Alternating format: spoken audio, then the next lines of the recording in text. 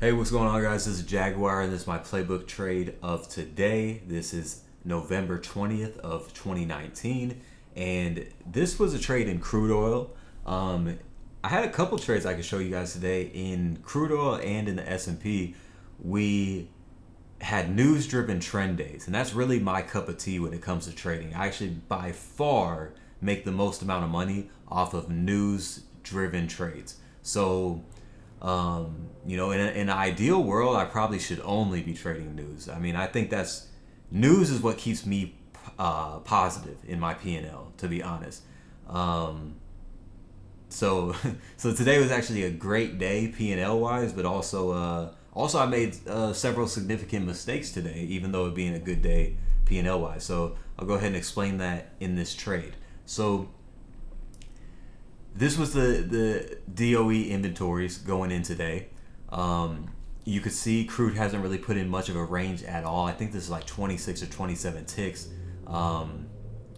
something like that. Yeah, something like that. And this was just not a lot of range here, and that's actually ideal for the DOE inventory announcement to me, because when I see the market moving in one direction, bullish or bearish up until the announcement, that kind of it gives off the feeling like there's some participants that actually have a good idea of what's going to happen in the market, maybe insiders in OPEC or whatever, or maybe there's larger time frame players that they just don't care, so the market will move in that direction regardless. So a lot of times when we're moving in one direction before the data comes out, then you'll see a pop in the opposite direction on the data. So let's say we were moving upward, then we'll have a pop down and then continuation up. So that's a little bit more difficult for me to trade. This type of trade is really what I enjoy when I'm trading these high volatility numbers like this. So let's just go ahead and get this started. Now, I had trade the news up right here. And when we're trading these type of things, a scheduled announcement, I keep trade the news up right in front of my screen. I am hovering the market buy or sell button. I'm hovering market sell right here because we've been we are in this direction already. So as soon as I click that, trade the news will go away. I'll see the whole screen. I was hovering market sell because of this trending down. It didn't mean that I was going to get in short necessarily, but I do hover whatever direction I'm stalking because these are algorithms playing here. So I try to make my reaction time as quick as possible. So I definitely hover the button. If I'm not already hovering a button, I'm gonna miss several ticks. So that's what I do here. Now the number is about to come out. This is 10:29 in like 45 seconds. There it goes, right? The algorithm's kicked in, it popped. Trade the news does not have it yet, but this alerted me that there was a pop. You can see already I have transitioned over to hovering the market buy button, okay? But I'm still not in yet because I don't know what number came out. I don't have any information for trade the news. I don't know what's going on yet, and I'm not expecting, sometimes this fakes out and goes the complete opposite way. So I want to give this a tiny bit more time. So we trade back, we kind of return. So, you've heard people talk about the 3-wave moves. That was the first wave. We had wave 1 go in there. We came back and retested the point at which we accelerated from. And then now we are, building momentum out again. So then I entered right here. I entered right here at the IB high, and you can see I entered before they even said the number. So I'm listening for the number, and I still want to know what that is. That's still important to me, but I was more convicted in the idea that this would be a long play after we tested the SOC essentially, and then moved back away from it. Gasoline plus 1.8 million. And so as you can see, I'm about to get this first target pretty much instantly. So that was 10 ticks right away. Crude down 2.3 million barrels at 44.2 million total. Gasoline demand was down 0.1 million barrels per day, 9.2 million barrels per day. Distillate demand down 0.2 million barrels per day at 4.3 million total. Okay, so the only thing I was listening to there is the, what the inventories was versus what it was expected. Calculating everything. I don't really care about gasoline or whatever. I just needed to know what was the number versus what was expected. And you see, he said 1.4 in crude oil.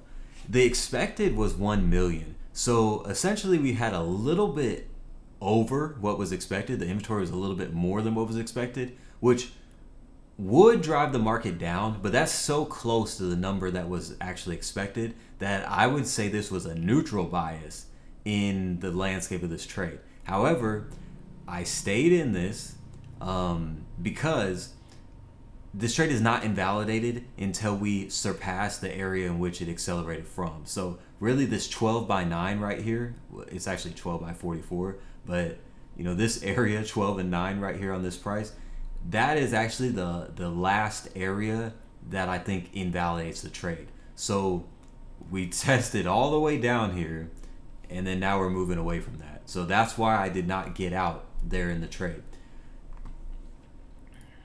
Okay, so now I'm starting to feel pretty good about this trade, but I am hovering the flatten button. I hover the flatten button in all situations that I'm trading news.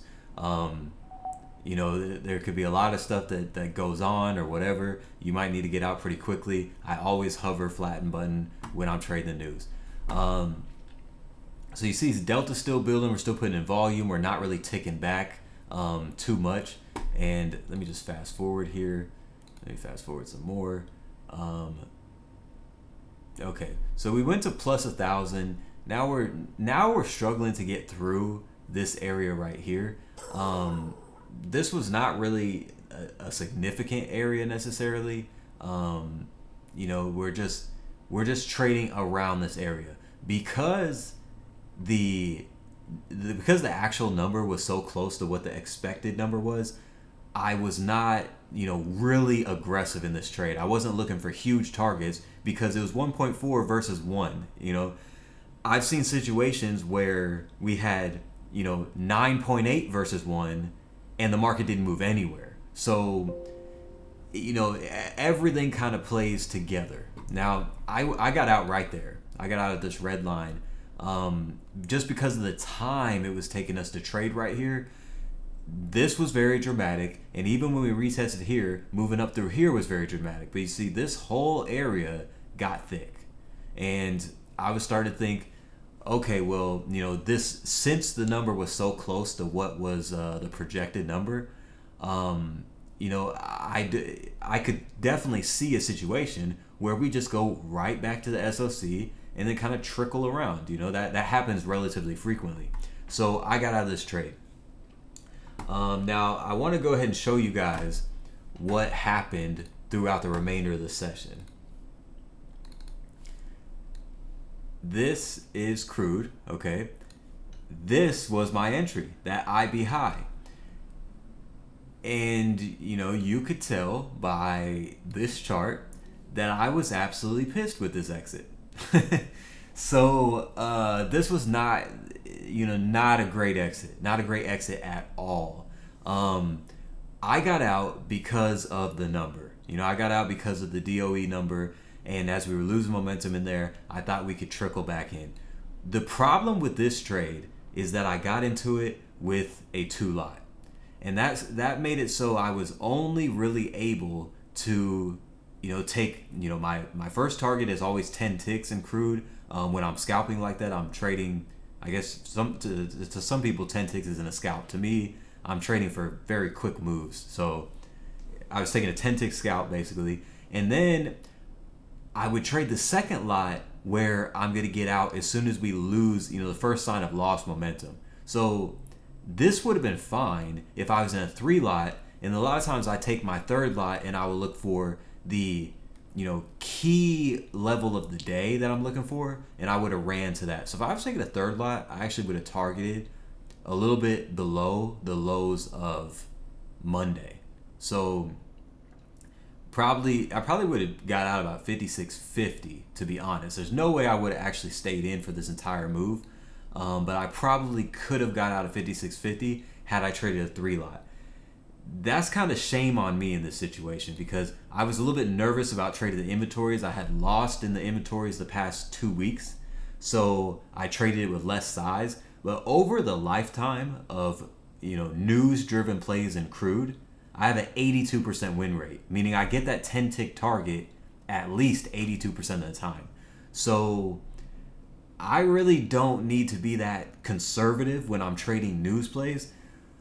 But sometimes, I am. So today I was a little bit nervous, and I didn't go aggressive on my size, and I also got out of this trade a little bit earlier than I needed to. So that was my playbook trade today. Excellent entry and a pretty horrendous exit, and I missed all of this.